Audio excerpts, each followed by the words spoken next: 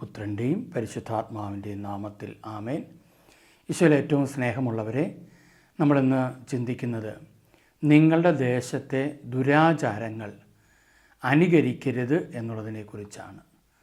അതിനെ ജീവിതത്തിലേക്ക് കൊണ്ടുവരരുത്, പകർത്തരുത് എന്നുള്ളതിനെക്കുറിച്ചാണ് നമ്മൾ ചിന്തിക്കുക. 10 പ്രമാണങ്ങളുടെ മേഖലയിൽ ഏറ്റവും പ്രധാനപ്പെട്ട ഒന്നാണ് ഒന്നാം പ്രമാണം.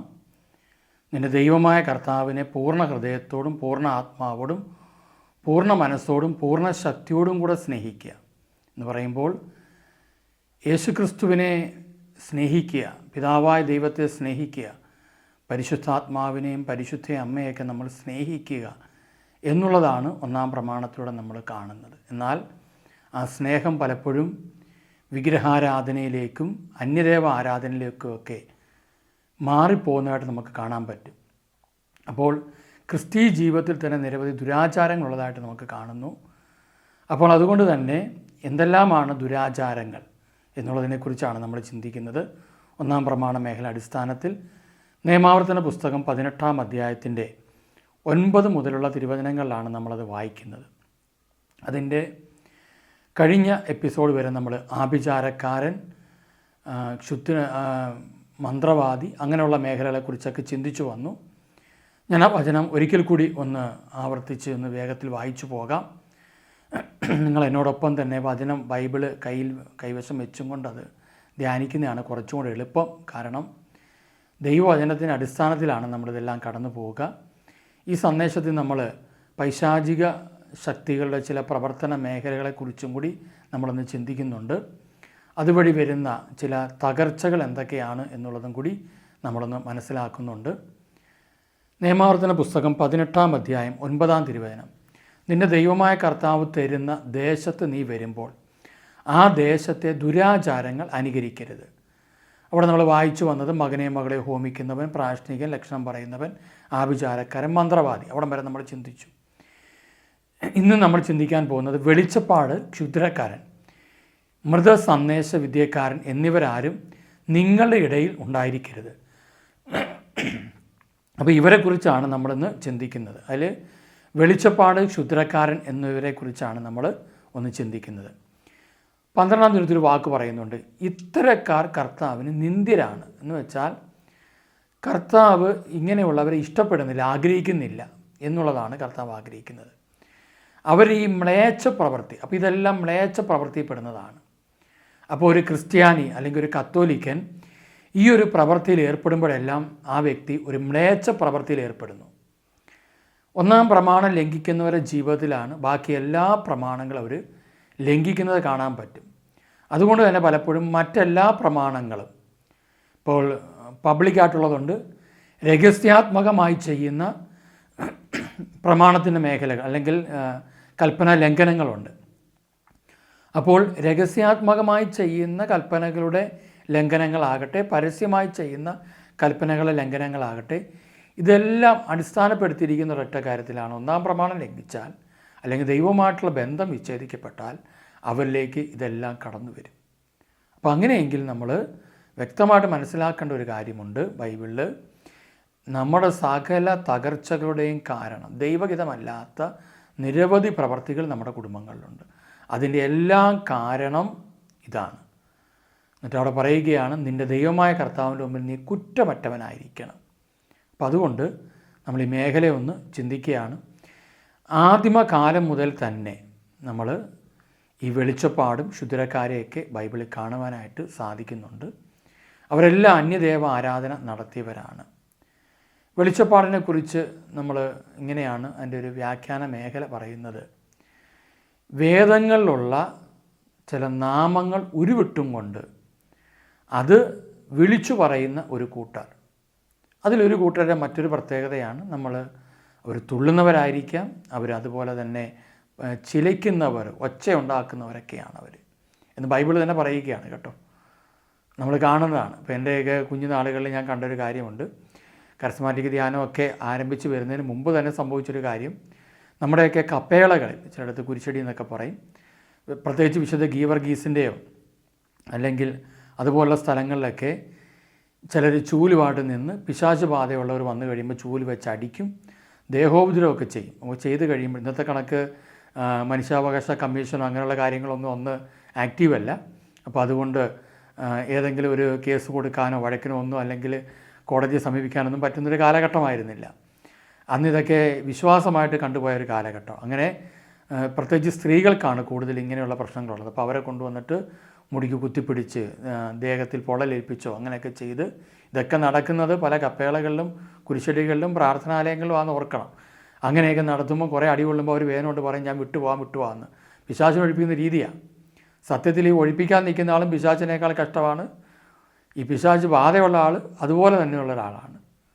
അപ്പോൾ ഇവരെക്കുറിച്ച് നമ്മൾ ബൈബിളിൽ കാണുന്നുണ്ട്. അപ്പോൾ അങ്ങനെയുള്ള പ്രവൃത്തികൾ ആദ്യമുതലേ തന്നെ നടക്കുന്നൊരു കാര്യമാണ്. അത് തുടർന്നുകൊണ്ടിരുന്നു. അതുപോലെ കടമറ്റത്ത് കത്തനാർ, ഇതൊക്കെ ദൈവവചനത്തിന് വിരുദ്ധമായ മേഖലകളാണ്. കത്തനാരെന്ന് കേൾക്കുമ്പോൾ കുറേ ഒരു അച്ഛനാണ്, പക്ഷേ പൈശാചിക ശക്തികളുടെ സഹായത്തോടു കൂടി ചെയ്ത വ്യക്തി. ബൈബിളിൽ അതൊക്കെ അതുമായിട്ട് ബന്ധപ്പെട്ട് ഒരുപാട് വചനങ്ങളുണ്ട്. അപ്പോൾ ഇങ്ങനെയുള്ളവരൊന്നും ഇന്ന് ഇച്ചിരി കുറഞ്ഞിട്ടുണ്ട്. എന്നാലും പ്രാകൃതമായ ചില രീതികൾ പല സ്ഥലങ്ങളിലും ഉണ്ട്. അപ്പോൾ ഇതിന് വിധേയപ്പെടുകയോ ഇത് ചെയ്യുകയോ ചെയ്തവരെ കുടുംബങ്ങളെല്ലാം തകർന്ന് കിടക്കുകയാണ്. ഒന്നുകിൽ അവിടെ രോഗങ്ങൾ, പ്രത്യേകിച്ച് ഞാനിടയ്ക്ക് സൂചിപ്പിച്ച പോലെ ക്യാൻസർ, ട്യൂമർ രോഗങ്ങൾ, ഭ്രാന്ത്, മാനസിക രോഗങ്ങൾ, അതുപോലെ തന്നെ ആത്മഹത്യകൾ, ഡൈവോഴ്സുകൾ, ഇതെല്ലാം ഒന്നാം പ്രമാണം ലംഘിക്കുന്നവരെ കുടുംബത്തിൽ ഉണ്ടാകുന്നതാണ്. ന്യായീകരിക്കാൻ പലരും വന്നേക്കാം, പക്ഷേ എനിക്കൊന്ന് പറയാനുള്ളത് ഇത്രയേ ഉള്ളൂ. ഇങ്ങനെയൊക്കെയുള്ള രോഗങ്ങളോ പ്രശ്നങ്ങളോ ഉള്ളവർ ഇത്രയും ചെയ്താൽ മതി. നിങ്ങൾ നിങ്ങളുടെ കുടുംബത്തിലോ തലമുറകളോ എങ്ങനെ ഉണ്ടോ എന്ന് ചിന്തിക്കുക. അതിന് പ്രത്യേകിച്ച് പരിഹാരമൊന്നും ചെയ്യേണ്ട ആവശ്യമില്ല. ഇനി അത് ചെയ്യാതിരിക്കുകയും ചെയ്ത പാപത്തെ ഓർത്ത് അനുദപിക്കുകയും ഇന്നത്തെ തലമുറ അനുദപിക്കുകയും യേശുക്രിസ്തുവിൻ്റെ രക്തം കൊണ്ട് കഴുകി പ്രാർത്ഥിക്കുകയും ഇനിയൊരു വിശുദ്ധ ജീവൻ നയിക്കുകയും ചെയ്താൽ മാത്രം മതി. പക്ഷേ വീണ്ടും പലരും ന്യായീകരിച്ചും കൊണ്ട് ഇതുപോലത്തെ അടിമത്തങ്ങളിലേക്ക് പോകും. ഇതിൻ്റെ പുതിയ രൂപങ്ങളൊക്കെ ഇന്ന് സഭയ്ക്കുള്ളിലും സമൂഹത്തിലുമൊക്കെ വ്യാപിച്ചു കഴിഞ്ഞു. അപ്പോൾ അതൊക്കെ ഒന്ന് നിങ്ങൾ മനസ്സിലാക്കുന്നത് നല്ലതാണ്. അപ്പോൾ ഇവിടെ നമ്മൾ കാണുകയാണ് ഇങ്ങനെയുള്ളത്. യെശയ്യാ പ്രവചന പുസ്തകം 8:19 നമ്മളിങ്ങനെ വായിക്കുന്നുണ്ട്. അവർ നിങ്ങളോട് വെളിച്ചപ്പാടന്മാരോടും ചിലയ്ക്കുകയും ഒച്ചയുണ്ടാക്കുകയും ചെയ്യുന്ന മന്ത്രവാദികളോടും ആരായുവിൻ എന്ന് പറയും. കണ്ടോ? അപ്പം വെളിച്ചപ്പാടന്മാരോട് ചിലയ്ക്കുകയും ഒച്ചയുണ്ടാക്കുകയും ചെയ്യുന്ന മന്ത്രവാദികൾ അവരങ്ങനെയാണ്. ചിലർ ഈ പിശാചിനെ ബഹിഷ്കരിക്കുന്നതൊക്കെ നമുക്ക് കണ്ടാൽ വളരെ രസകരമായിട്ട് തോന്നും. കാരണം അവർ ഭയങ്കര സ്വരമൊക്കെ എടുത്ത് പിശാചിൻ്റെ മേൽ ഇങ്ങനെ ഷൗട്ട് ചെയ്തൊക്കെ ഈ വ്യക്തികളുടെ മേൽ ഷൗട്ട് ചെയ്ത് സംസാരിക്കും. വചനം ഏറ്റി പറഞ്ഞാൽ കുഴപ്പമില്ല. പക്ഷേ ഇവരൊരു ധാരണ ഈ ഒച്ച എടുക്കുന്നതുകൊണ്ടാണ് പിശാച് വിട്ടുപോകുന്നത് എന്നുള്ളതാണ്. എൻ്റെ ഒച്ചയുടെ ബലത്തിൻ്റെയും ശക്തിയുടെയും ബലത്തിൻ്റെയും ഇതിലാണെന്ന്. പക്ഷെ നമ്മൾ അപ്പസ്തോല പ്രവർത്തനങ്ങളൊക്കെ വായിക്കുമ്പം പിശാചൊക്കെ വിട്ടുപോയത് വളരെ സിമ്പിളായിട്ട് വിട്ടുപോയ മേഖലയുണ്ട്. അപ്പസ്തോല പ്രവർത്തനം 19-ാം അധ്യായത്തിൻ്റെ പകരം നമ്മൾ വായിക്കുന്നത് പൗലോസിൻ്റെ കരങ്ങൾ വഴി ദൈവം അസാധാരണമായ അത്ഭുതങ്ങൾ പ്രവർത്തിച്ചുകൊണ്ടിരുന്നു. അവൻ്റെ ശരീരസ്പർശമേറ്റ തുവാലകളും അംഗവസ്ത്രങ്ങളും അവർ രോഗികൾ അടുത്ത് കൊണ്ടുവന്നു. അപ്പോൾ രോഗം അവരെ വിട്ടുമാറുകയും അശുദ്ധാത്മാക്കൾ അവരിൽ നിന്ന് പുറത്തു വരികയും ചെയ്തിരുന്നു. കണ്ടോ? വേറെ പൗലോസ് അപ്പോസ്തലൻ അവിടെ വന്നില്ല. പൗലോസ് അപ്പോസ്തലൻ്റെ കരങ്ങൾ വഴി ദൈവം അസാധാരണമായ അത്ഭുതങ്ങൾ പ്രവർത്തിച്ചുകൊണ്ടിരുന്നു. അവൻ്റെ ശരീരസ്പർശമേറ്റ തുവാല, അംഗവസ്ത്രങ്ങൾ അവർ രോഗികളെ അടുത്ത് കൊണ്ടുവന്നതേ ഉള്ളൂ. ധരിപ്പിച്ചൊന്നുമില്ല, കൊണ്ടുവന്നു. ആ കൊണ്ടുവന്നതോടുകൂടി രോഗം അവരെ വിട്ടുമാറി. ഈ സമയത്ത് പൗലോസ് അപ്പോസ്തലൻ ജീവിച്ചിരിപ്പുണ്ട്. അപ്പോൾ പൗലോസ് അപ്പോസ്തലൻ എല്ലായിടത്തും പോകാൻ പറ്റാത്തത് കൊണ്ട് ചിലരിങ്ങനെ വിശ്വസിച്ചു കർത്താവിൻ്റെ കൂടെ നിൽക്കുന്ന വ്യക്തിയാണ് പൗലോസ് അപ്പോസ്തലനെ ഒരിക്കലും ദൈവമായി കണ്ടതല്ല അവർ. അത് നമ്മളിപ്പോഴും തിരിച്ചറിയണം. പൗലോസ് അപ്പോസ്തലൻ ദൈവമായിട്ട് കണ്ടതല്ല. പിന്നെയോ പൗലോസ് അപ്പോസ്തലൻ വലിയൊരാളായിട്ട് അവർ ആരാധിച്ച് അവർ ആ മനോഭാവത്തിൽ ചിന്തിക്കുന്നവരുണ്ട് കുറച്ച് പേര്.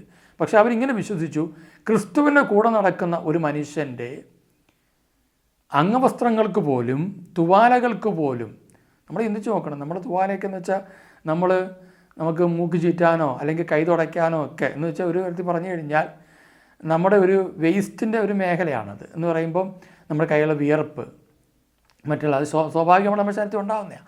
പക്ഷെ ആ വിയർപ്പ് തുടച്ച് കളയുന്ന അത് കുറച്ച് കഴിയുമ്പോഴത്തേക്കൊരു എന്ത് പറ്റും, അതിനകത്തൊക്കെ എപ്പോഴും ഒരു നാറ്റം ഉണ്ടാവും. ആ തുവാലയാണ് കൊണ്ടുവന്നിട്ട് എന്ത് ചെയ്യുന്നത്, ഇവർ ആ രോഗികളുടെ അടുത്തേക്ക് കൊണ്ടുവരികയാണ്. അപ്പോൾ ആ തുവാലയിൽ പോലും ഇവിടെയും ദൈവത്തിന് ഒരു അത്ഭുതം പ്രവർത്തിക്കാൻ പറ്റി എന്നുള്ളതാണ്. തുവാലയിൽ കൂടെ പോലും അതൊരു വിശുദ്ധി ജീവിച്ചൊരു വ്യക്തിയുടേതായതാണ് കേട്ടോ. അശുദ്ധിയുള്ള ഒരാളുടെ തുവാലയാണ് നിങ്ങളുടെ കൈവശം ഉള്ളതെങ്കിൽ അവരെ വെറുക്കണമെന്ന് പറയുന്നില്ല. യാക്കോസ്യ പറയുന്നുണ്ട് വസ്ത്രത്തെ പോലും വെറുത്തും കൊണ്ട് അവരോട് കരുണ കാണിക്കണം എന്ന് പറയുമ്പം ആ വസ്ത്രത്തിനകത്തൊരു സ്വാധീനം ഉണ്ടാകാൻ സാധ്യതയുണ്ടെന്ന് കൃത്യമായിട്ട് പറയുന്നുണ്ട്. അതുകൊണ്ടാണ്. അപ്പം അതിനെക്കുറിച്ചൊക്കെ നമുക്ക് പിന്നെ എപ്പോഴെങ്കിലും സമയം പോലെ പഠിക്കാം. അപ്പോൾ അവിടെ പറയുകയാണ്, രോഗങ്ങൾ വിട്ടുമാറുക മാത്രമല്ല അശുദ്ധാത്മാക്കൾ അവരിൽ നിന്ന് പുറത്തു വന്നു. എന്ന് വെച്ചാൽ എല്ലാ രോഗത്തിൻ്റെയും പിന്നിൽ അശുദ്ധാത്മാവിൻ്റെ പ്രവർത്തനമുണ്ട്. അത് പുറത്തു വന്നു. ഇനി നമ്മളവിടെ വായിക്കുമ്പോൾ ഒരു കാര്യം കാണാം. അവർ ഇത് ചെയ്തവരാണ്, ക്ഷുദ്രപ്രയോഗം ചെയ്ത മനുഷ്യരവർ. അതുകൊണ്ടാണ് ഈ സംഭവിക്കുന്നത്. കാരണം അത് 10-ാം തീയതി പറയുന്നുണ്ട്, ക്ഷുദ്രപ്രയോഗം നടത്തിയിരുന്ന അനേകം ആളുകൾ. എന്നിട്ട് പറയുകയാണ്, പിശാചു ബാധ ഒഴിപ്പിച്ചിരുന്ന ചില യഹൂദർ പൗലോസ് പ്രസംഗിക്കുന്ന യേശുവിൻ്റെ നാമത്തിൽ നിന്നോട് ഞാൻ കൽപ്പിക്കുന്നു എന്ന് പറഞ്ഞുകൊണ്ട് അശുദ്ധാത്മാക്കളുടെ മേൽ കർത്താവിൻ്റെ നാമം പ്രയോഗിച്ചു നോക്കി. ആ വാക്ക് ശ്രദ്ധിക്കണം, പ്രയോഗിച്ചു നോക്കി. യേശുവിൻ്റെ നാമം പ്രയോഗിച്ചു നോക്കി. അവരതിനു മുമ്പും പിശാചുക്കളെ ബഹിഷ്കരിച്ചിട്ടുണ്ട്. എങ്ങനെയാണ്? പിശാചു ബാധ ഒഴിപ്പിച്ചിരുന്ന ചില യഹൂദരെന്നാണ് എഴുതിയിരിക്കുന്നത്. അപ്പോൾ യഹൂദർ പിശാചു ബാധ ഒഴിപ്പിച്ചിരുന്നു. അവരെങ്ങനെയാണ് ഒഴിപ്പിച്ചിരുന്നത്? പൈശാചിക ശക്തിയുടെ സഹായത്തോടു കൂടി ഒഴിപ്പിക്കും, പക്ഷെ ഒഴിഞ്ഞു പോവില്ല. ഒഴിഞ്ഞു പോയതുപോലെ തോന്നും. ചില സ്ഥലങ്ങളിൽ ഞാൻ കണ്ടിട്ടുണ്ട്, എല്ലാ ധ്യാനത്തിനും ബന്ധനമായിട്ട് വരും, ഒഴിയുന്ന പോലെ കാണിക്കും, ഒഴിഞ്ഞു പോകുന്ന പോലെ തോന്നും. അങ്ങനെ പോയെന്ന് പറയും. കുറച്ച് കഴിഞ്ഞ് അടുത്ത വർഷവും ഇവർ വീണ്ടും വരും. പിശാച് ഒരുവെന്ന് വിട്ടുപോയി കഴിഞ്ഞാൽ അത് പോകും, പക്ഷെ തിരിച്ചു വരുമെന്ന് ബൈബിൾ പറയുന്നുണ്ട്. വരണ്ട നിലങ്ങളിലൂടെയെല്ലാം അലഞ്ഞു നടന്നിട്ട് തന്നേക്കാൾ ദുഷ്ടരായ 7 ആത്മാക്കളെയും കൂടെ കൂട്ടിക്കൊണ്ട് വരും എന്ന് പറയുന്നുണ്ട്. എന്ന് പറയുമ്പോൾ ഈ വിട്ടുപോകുന്നവനൊരു ബോധ്യം വേണം, ഞാൻ ഇനി കർത്താവിൻ്റെ മകനാണ്, മകളാണ്, യേശു ക്രിസ്തുവിലൂടെയാണ് എനിക്ക് ഈ പിശാച് വിട്ടുപോയത്. ഈ ബോധ്യമില്ലാത്തവൻ വീണ്ടും പാപം ചെയ്യും. കാരണം അവൻ ഇതൊരു ശീലം പോലെയാണ്. അവൻ്റെ ഉള്ളിലേക്ക് പിശാച് വന്നത് എങ്ങനെയാണെന്ന് അവൻ അറിയാത്തതുകൊണ്ട് ഈ ഒഴിപ്പിക്കാൻ നിൽക്കുന്നവർ ഒഴിപ്പിക്കും. അവർക്കൊരാവേശമാണ്. അങ്ങനെ കുറേ പരിപാടികൾ നടക്കുന്നുണ്ട്.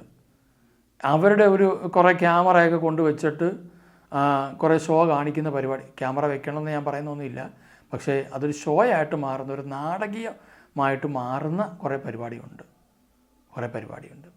അതിലൂടെ അവർക്ക് മഹത്വം ഉണ്ടാക്കാൻ അവരത് ചെയ്യുന്ന. ഇത് കേൾക്കുമ്പോൾ എല്ലാം ബെൻ സേവറിനെ പോലുള്ള ആൾക്കാരൊക്കെ പറയും, എനിക്ക് ആരോടെ വെറുപ്പോ അസൂയൊക്കെ ഉണ്ടെന്നൊക്കെ പറയുന്ന കുറേ ആൾക്കാരുണ്ടല്ലോ. അവർ പറഞ്ഞോട്ടെ, കാരണം അവർ ചിലപ്പം ഇതുമായിട്ട് ബന്ധപ്പെട്ടൊക്കെ പ്രവർത്തിക്കുന്നവരായിരിക്കാം. അപ്പോൾ ഇതൊക്കെ പറയുമ്പോൾ അവർക്ക് അവരുടെ സാമ്രാജ്യം തകരുമെന്നുള്ളൊരു ഭയവും, ഒരു ഒളിപ്പോരാളികളെ പോലെയൊക്കെ പ്രവർത്തിക്കുന്നവരുണ്ട്. അതെന്തെങ്കിലും ആയിക്കോട്ടെ. ഓക്കെ, അപ്പോൾ അതുകൊണ്ട് ഈ അശുദ്ധാത്മാക്കളുടെ പ്രവർത്തനത്തെക്കുറിച്ചൊക്കെ നമ്മൾ വ്യക്തമായിട്ടൊക്കെ പഠിക്കണം.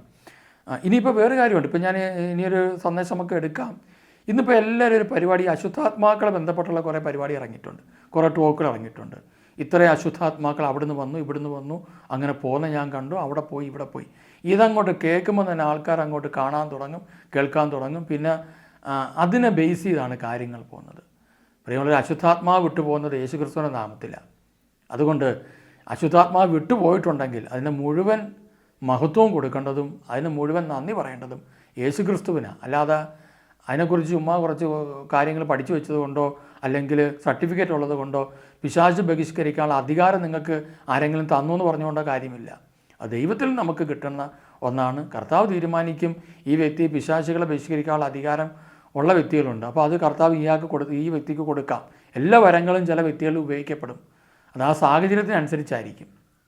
അല്ലാതെ ചിലപ്പോൾ ചില സ്ഥലത്ത് നമുക്ക് വചനം പ്രഘോഷിക്കാനായിരിക്കാം, ചിലപ്പോൾ പിശാച് ബാധയിൽ കഴിയുന്നവരെ അതിൽ നിന്ന് മോചിപ്പിക്കാനായിരിക്കാം, ചില ബന്ധിതർക്ക് മോചനം എന്ന് പറഞ്ഞ കണക്ക് ചിലയിടത്ത് ചെല്ലുമ്പോഴത്തേക്ക് രോഗികൾക്ക് വേണ്ടി പ്രാർത്ഥിക്കാനായിരിക്കാം.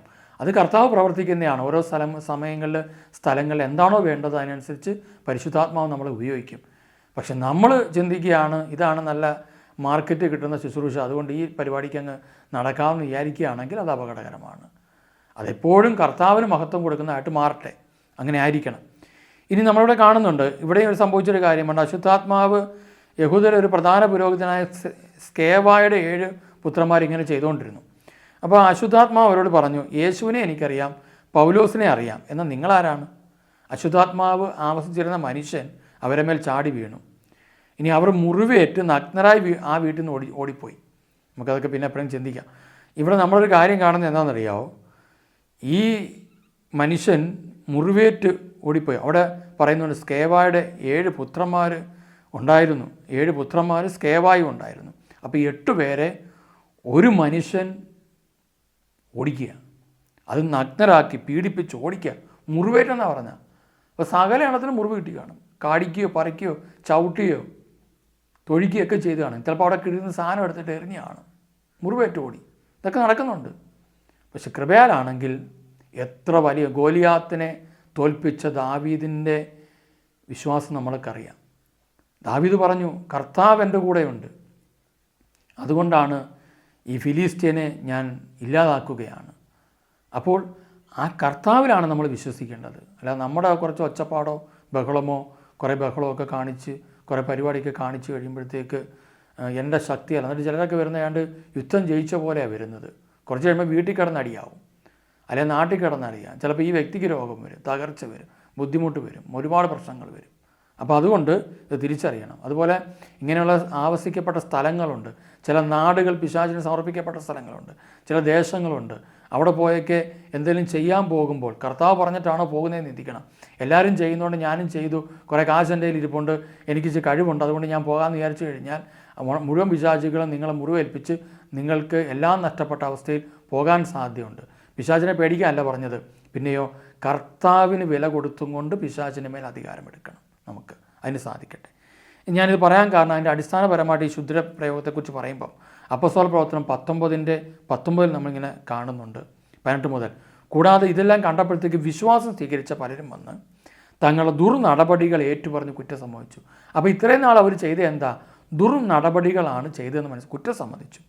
ശുദ്രപ്രയോഗം നടത്തിയിരുന്ന അനേകം ആളുകൾ തങ്ങളെ ഗ്രന്ഥച്ചുരുളുകൾ കൊണ്ടുവന്ന് എല്ലാവരും കാണുകയെ അഗ്നിക്കിരയാക്കി. അവയുടെ ആകെ വില കണക്കാക്കിയപ്പോൾ 50,000 വെള്ളി നാണയങ്ങൾ വരുമെന്ന് കണ്ടു. ഇത് വളരെ പ്രധാനപ്പെട്ട ഒരു കാര്യമാണ്.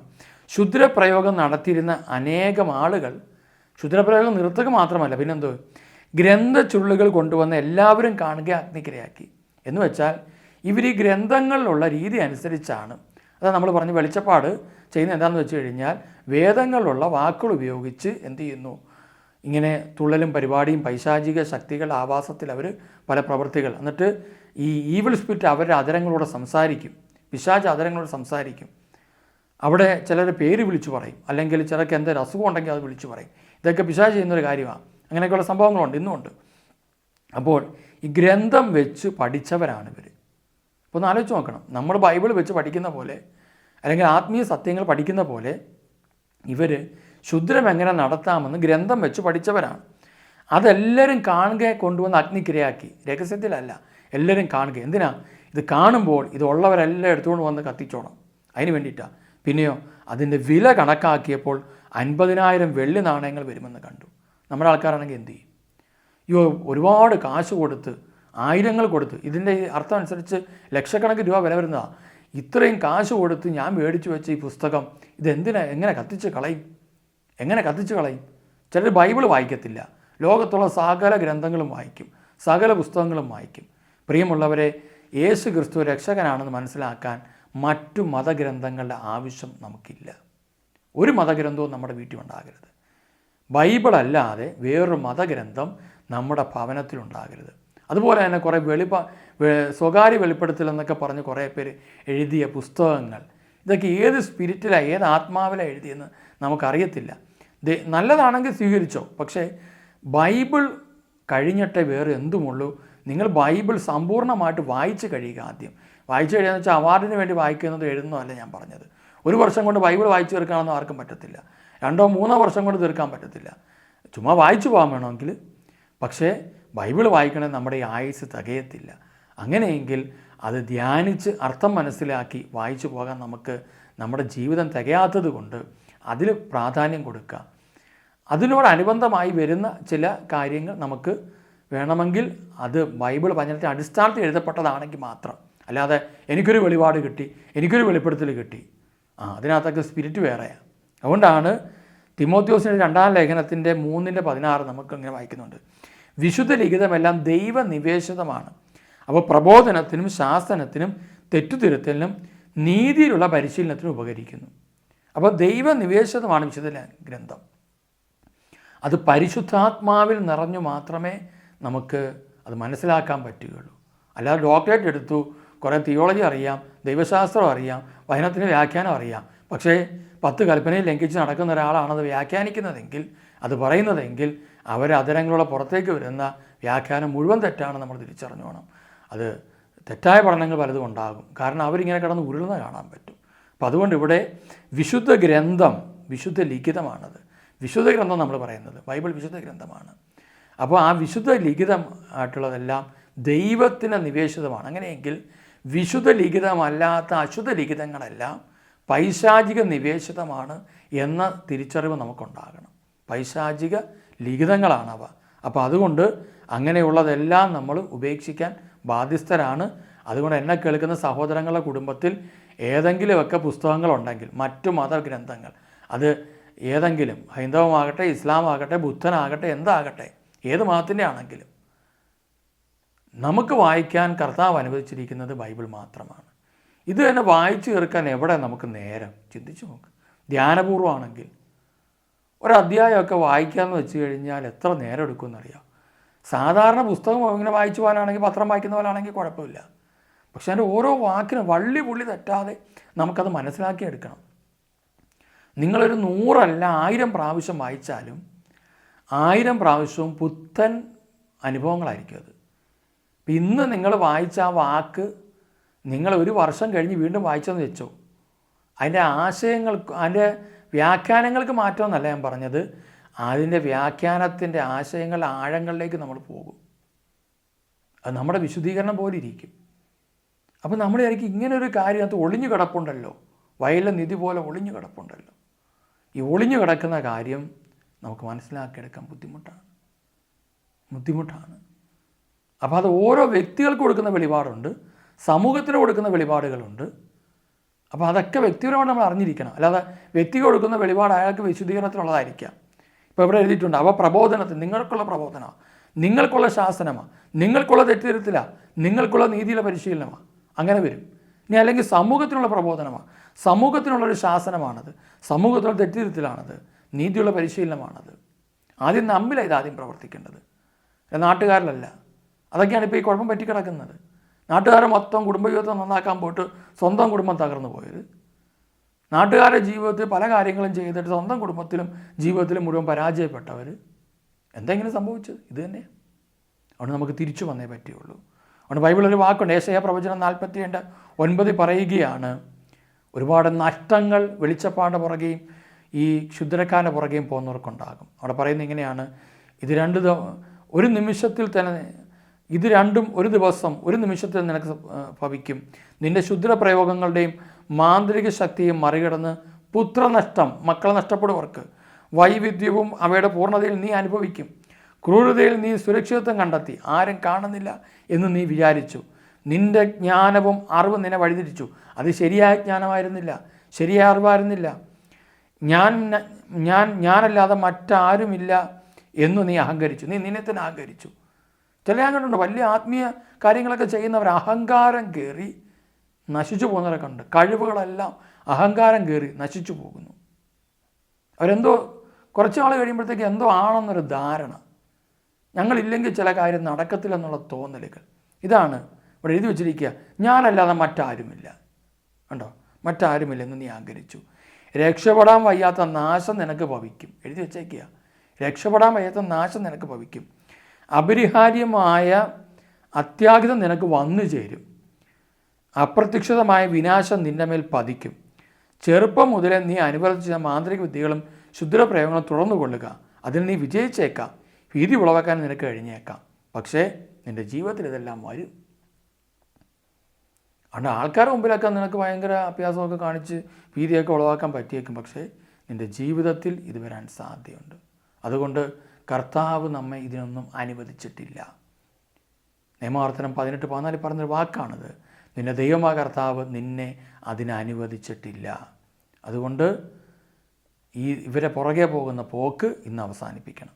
യെശയ്യാ 19:3 ഈജിപ്തുകാരുടെ ധൈര്യം ക്ഷയിക്കും, അവരുടെ പദ്ധതികൾ ഞാൻ താറുമാറാക്കും. അപ്പോൾ അവർ വിഗ്രഹങ്ങളുടെയും ആഭിചാരകന്മാരോടും വെളിച്ചപ്പാടന്മാരോടും മന്ത്രവാദികളോടും ആരായി? എന്താ ആരായുന്ന? നമ്മളെന്താ ഇത്രയും ഭയത്തിലേക്ക് വന്നത്? നമ്മുടെ പദ്ധതിയെല്ലാം പൊളിയാണല്ലോ. അപ്പോഴും കർത്താവിലേക്കല്ല തിരിയുന്നത്, പിന്നെ വെളിച്ചപ്പാടിൻ്റെ പുറകെയും മന്ത്രവാദിയുടെ പുറകെയും ഒക്കെ പോകും. എന്നിട്ട് പറയുകയാണ്, ഞാൻ ഈജിപ്തുകാരെ ക്രൂരനായ യജമാൻ്റെ കയ്യിൽ ഏൽപ്പിച്ചു കൊടുക്കും. ഫറവോ, ഉഗ്രനായ രാജാവ് അവരുടെ മേൽ ഭരണം നടത്തും. ഫറവോ അവരെ ഭരിച്ചു. പ്രിയമുള്ളവരെ, നാം വിശുദ്ധിയിലല്ലെങ്കിൽ നമ്മുടെ ഭരണാധികാരികൾ നമ്മളെ തകർക്കാൻ തീരുമാനമെടുക്കും. നാം കൃപയിലല്ലെങ്കിൽ അത് കടന്നു വരും. നൈജീരിയയിൽ അന്ധവിശ്വാസം ഉപേക്ഷിക്കാത്ത സ്ഥലങ്ങളിലാണ് പഠനപ്രകാരം ഇന്ന് മറ്റ് തീവ്രവാദികൾ കയറി ആക്രമണം അഴിച്ചുവിട്ടുകൊണ്ടിരിക്കുന്നത്. അതുകൊണ്ട് ക്രിസ്തുവിൽ വിശ്വസിക്കുക. അതുപോലെ ഇന്ത്യയിലും അങ്ങനെ തന്നെ, എല്ലാ സ്ഥലങ്ങളിലും അങ്ങനെ തന്നെ. ഒന്നാം പ്രമാണം ലംഘിക്കുന്ന സ്ഥലങ്ങൾ സുരക്ഷിതമല്ല. ദൈവം അവരുടെ കൂടെ ഇല്ല, കർത്താവ് കൂടെയില്ല. അതുകൊണ്ട് അഹങ്കരിക്കരുത്. നമ്മൾ തിരിച്ചു വരിക, കർത്താവിൽ ആശ്രയിക്കുക, ദൈവം വചനം പറയുന്നത് പോലെ ജീവിക്കുക, മുന്നോട്ട് പോവുക. അങ്ങനെയെങ്കിൽ നമുക്ക് അനുഗ്രഹം വരും. പ്രിയമുള്ളവരെ, നമ്മുടെ ധ്യാനം ഈ 11-ാം തീയതി മുതൽ 16-ാം തീയതി വരെയാണ്. ധ്യാനത്തിൽ നിങ്ങൾ സംബന്ധിക്കാൻ ആഗ്രഹമുള്ളവരെ സംബന്ധിക്കുക. നിങ്ങളുടെ സംശയങ്ങൾ പലതും ഉണ്ടാകും ഇതിനകത്തൊക്കെ. അതൊക്കെ നമുക്ക് ധ്യാനത്തിൽ ഓരോ കാര്യങ്ങൾ മനസ്സിലാക്കാനുള്ള അവസരം കൂടിയാണ്. അപ്പോൾ അതുകൊണ്ട് ഈ വരുന്ന വ്യാഴാഴ്ച മുതൽ നമ്മൾ ധ്യാനം ആരംഭിക്കുന്നു. താല്പര്യമുള്ള എല്ലാവരും പങ്കെടുക്കണമെന്ന് ഞാൻ ഉറപ്പെടുത്തുകയാണ്. 11-ാം തീയതി മുതൽ 16-ാം തീയതി വരെ. 11 രാവിലെ 11 മണിക്ക് ആരംഭിക്കും. വൈകുന്നേരങ്ങളൊക്കെ മഴയായതുകൊണ്ട് വരാൻ സൗകര്യക്കുറവ് ബുദ്ധിമുട്ടുന്നതുകൊണ്ട് രാവിലെ തന്നെ വരിക. വന്ന് നമ്മൾ ഒരുമിച്ച് കർത്താവിനെ ആരാധിക്കുന്നു, കർത്താവിൻ്റെ വചനം കേൾക്കുന്നു, അവിടുത്തെ അനുഗ്രഹവും സൗഖ്യവും എല്ലാം സ്വന്തമാക്കുന്നു. അതിനുവേണ്ടി നമുക്ക് ഒരുങ്ങാം. അപ്പോൾ ദൈവകരങ്ങളിലേക്ക് നമുക്ക് സമർപ്പിക്കാം. പ്രിയമുള്ളവർ, ഈ സന്ദേശം നിങ്ങൾ നിരവധി പേർക്ക് പങ്കുവെച്ച് കൊടുക്കണം. നിരവധി പേർ അത് കാണട്ടെ, കേൾക്കട്ടെ, അറിയട്ടെ. ഇതുപോലെ തകർച്ചയിൽ കിടക്കുന്നവർ എഴുന്നേറ്റ് വരട്ടെ. കർത്താവിൻ്റെ നാമത്തിൽ ഒരു പുതിയ ഉണർവ്, പുതിയ അനുഭവം അവർക്കുണ്ടാകട്ടെ. നമുക്ക് പ്രാർത്ഥിക്കാം.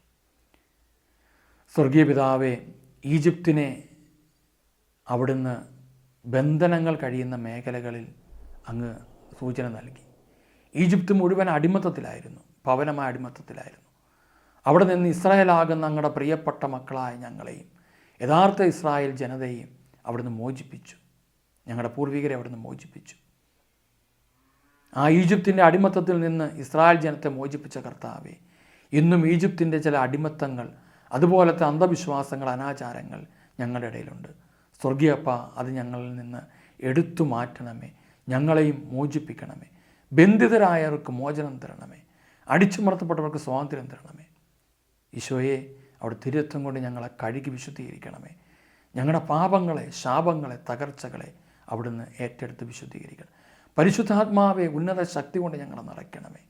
ഉന്നത ജ്ഞാനത്താൽ ഞങ്ങളെ നിറയ്ക്കണമേ. ശരിയും തെറ്റും ഞങ്ങൾക്ക് ബോധ്യപ്പെടുത്തണമേ. ഞങ്ങളുടെ മേലുള്ള സകല അശുദ്ധാത്മാക്കളും യേശുവിൻ്റെ നാമത്തിൽ ഞങ്ങളിൽ നിന്ന് ഇപ്പോൾ തന്നെ ഇല്ലാതായി തീരട്ടെ എന്ന് ഞങ്ങൾ പ്രാർത്ഥിക്കുന്നു. പരിശുദ്ധ അമ്മേ, ഞങ്ങളെ സഹായിക്കണമേ. അമ്മയുടെ സഹായം വഴി ഞങ്ങളിലുള്ള നിരവധിയായ തിന്മയുടെ ശക്തികൾ മാറിപ്പോവുകയും അമ്മയുടെ ആ വലിയ സാന്നിധ്യത്താൽ ഞങ്ങളിലുള്ള ഓരോ തെറ്റുകളും ഞങ്ങൾക്ക് മനസ്സിലാക്കി തരുവാൻ പരിശുദ്ധാത്മാവിൻ്റെ സഹായം ഞങ്ങൾ ലഭിക്കുവാൻ ഞങ്ങൾ ആഗ്രഹിക്കുന്നു. മിഖാൽ, ഗബ്രിയേൽ, റഫേൽ ദൂതന്മാരെ ഞങ്ങൾക്ക് വേണ്ടി പ്രാർത്ഥിക്കണമേ. ഞങ്ങളെ സഹായിക്കണമേ. ഞങ്ങൾക്ക് കൂടെ ആയിരിക്കണമേ. പിശാചിൻ്റെ തന്ത്രങ്ങൾ കടന്നു വരുമ്പോൾ അവയിൽ നിന്നെല്ലാം ഞങ്ങളെ സംരക്ഷിക്കണമേ. കർത്താവ് ഞങ്ങൾക്ക് വേണ്ടി ഒരുക്കിയ കാവൽമാലാഖമാരെ ഞങ്ങളോട് കൂടെ ആയിരിക്കണമേ. പിതാവിൻ്റെയും പുത്രൻ്റെയും പരിശുദ്ധാത്മാവിൻ്റെയും നാമത്തിൽ ആമേൻ. ഈശോയിലെ ഏറ്റവും സ്നേഹമുള്ളവരെ, ഈ സന്ദേശം നിങ്ങൾ മറ്റുള്ളവർക്ക് പകർന്നു കൊടുക്കുക. കർത്താവ് നിങ്ങളെയും നിങ്ങളുടെ കുടുംബത്തെ എല്ലാം സമർത്ഥമായിട്ട് അനുഗ്രഹിക്കട്ടെ. ഈ ശുശ്രൂഷ പങ്കെടുത്തതിന് എല്ലാവർക്കും നന്ദി. Praise the Lord. Thank you. തിരുവചനത്താൽ ദുഷ്ടാരൂപിതൻ ശക്തി തകർത്തവനേ, കുരിശിൽ ചിന്തിയ രക്തത്താൽ